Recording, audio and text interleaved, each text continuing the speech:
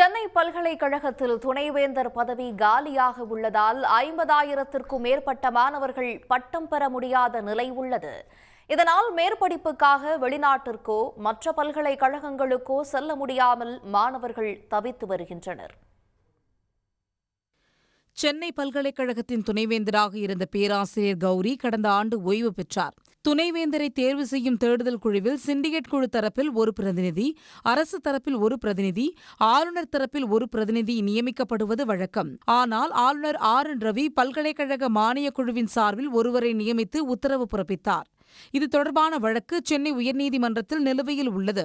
துணைவேந்தர் நியமனத்தில் ஆளுநர் RN ரவி தமிழ்நாடு அரசுடன் மோதல் போக்கை கடைபிடித்ததால் 50,000க்கும் மேற்பட்ட மாணவ மாணவிகள் படித்து முடித்தும் பட்டம் பெற முடியாத நிலை உள்ளதாக மாணவர் அமைப்பினரும் பல்கலைக்கழக ஆசிரியர் சங்கமும் தெரிவித்துள்ளது. பட்டமளிப்பு விழாவை அறிவிக்கக்கூடிய அதிகாரம் கொண்ட துணைவேந்தர் பணியிடம் காலியாக இருப்பதால் சென்னை பல்கலைக்கழகத்தின் செயல்பாடுகள் முற்றிலும் முடங்கியுள்ளது.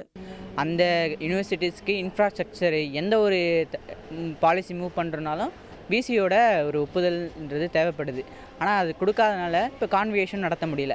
இதனால் இப்போ அப்ராடில் இருந்து ஸ்டடீஸ் அதாவது இது தாண்டி படிக்கக்கூடிய மாணவர்கள் அப்ராட் போகணும் அப்படின்னா அதுக்கான டிகிரி சர்டிஃபிகேட் இல்லாத பெரும் பிரச்சனையாக இருக்குது. அதுவும் இல்லாமல் இப்போ ரிசல்ட் விடுறதுலையுமே இன்னும் பல சிக்கல்கள் இருக்குது. இதனால் இன்னுமே உயர்கல்வி அடுத்த கட்டமாக படிக்கக்கூடிய ரிசல்ட் போகாத ஸ்டூடெண்ட்ஸு என்ன பண்ணுறதுன்னு தெரியாத ஒரு சுச்சுவேஷனில் தான் இன்னும் இருக்குது. பட்டம் கிடைக்காததால் மேற்படிப்பிற்காக வெளிநாட்டிற்கோ மற்ற பல்கலைக்கழகங்களுக்கோ செல்ல முடியாமல் மாணவர்கள் தவித்து வருகின்றனர். சென்னை பல்கலைக்கழகம் மட்டுமல்லாது பாரதியார் பல்கலைக்கழகம், மதுரை காமராஜர் பல்கலைக்கழகம் உள்ளிட்ட பல்கலைக்கழகங்களிலும் இதே நிலை நீடித்து வருகிறது.